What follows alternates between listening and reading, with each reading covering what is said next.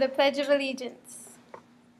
I pledge allegiance to the flag of the United States of America and to the republic for which it stands, one nation, under God, indivisible, with liberty and justice for all.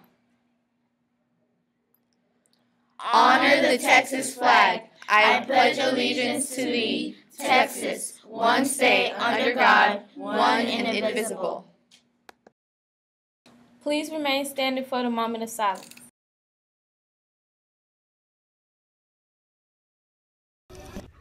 Want to help people in need? Here's your opportunity. Bring me a sock to the sock drive. You can drop these socks off in the front office. These socks will be donated to the Dallas Homeless Shelter. Thank you for watching, Cardi. I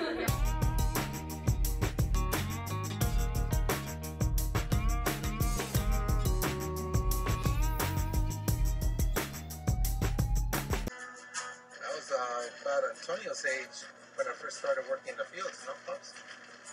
Yes, about the same age. 9, 10 years old. Yeah, about the same age. I just remember getting up early in the morning at 4:30 in the morning. It was all dark. Those days were hard days. Right here. Right here. This brings back a lot of memories. You know, as a kid, we used to come out here and used to pick strawberries. It taught me to work hard, to be patient. I mean, you got to work for it. And every time I collected that paycheck, believe me, I felt I earned every penny of it. Like any typical migrant farm-working family, every spring Jose's family would make the 2-day journey from Mexico to the Central Valley of California. There they would spend the next 9 months working from farm to farm, picking whatever fruit or vegetable was in season. We'd go from place to place, rent a 2-bedroom little house, shack basically, and my parents would work in the fields. Monday through Friday, we would go to school. Come Saturday and Sunday, we would be right alongside them working in the fields. And while all my friends loved summer vacation, the Hernandez kids hated it because we knew that represented 7 days of work in the fields, picking crops. In spite of having just a 3rd grade education, his parents understood the importance of school and demanded Jose and his siblings work just as hard in the classroom.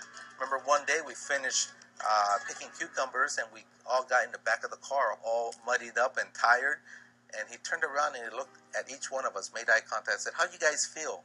And of course I was the one that answered first. I said, "Well, how do you expect us to feel? We're tired."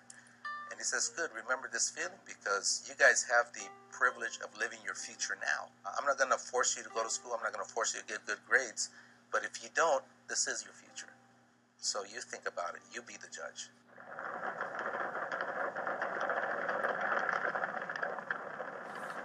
Then in 1972, Apollo 17 captured the imagination of a nation and inspired a little boy tuning in on television.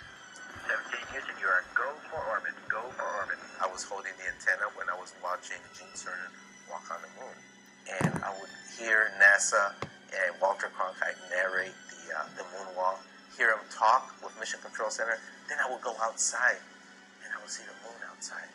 I would come back inside and see the moonwalk, and did that about 3 or 4 times. So I said, Papa, Mama, that's what I want to do.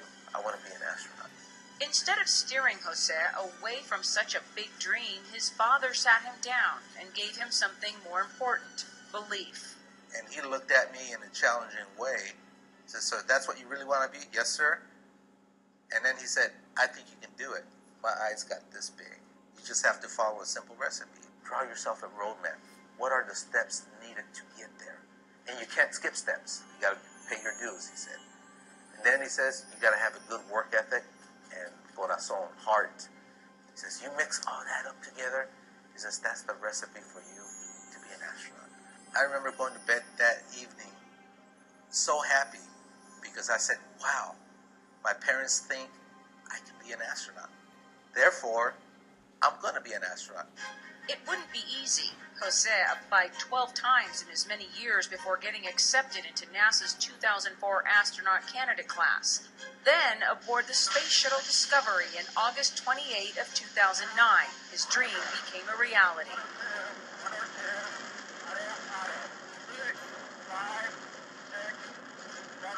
there I am sitting in my orange suit with the helmet on and thinking, you know, wow, just 32 years ago, you know, I was working in the fields picking cucumbers at 50 cents a bucket.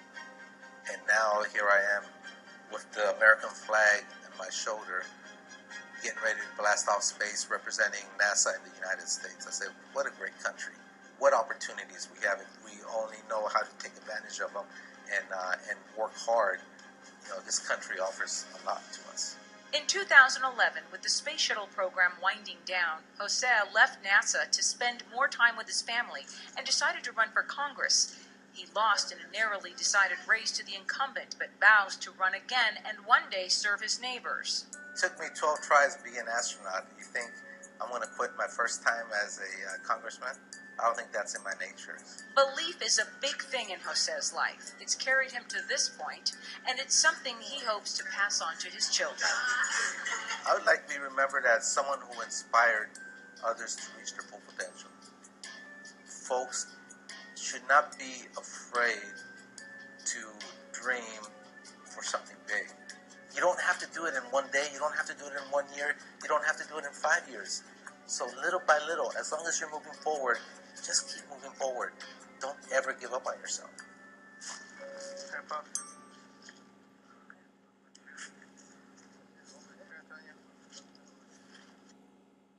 Remember, Cougars, be ready, respectful, responsible.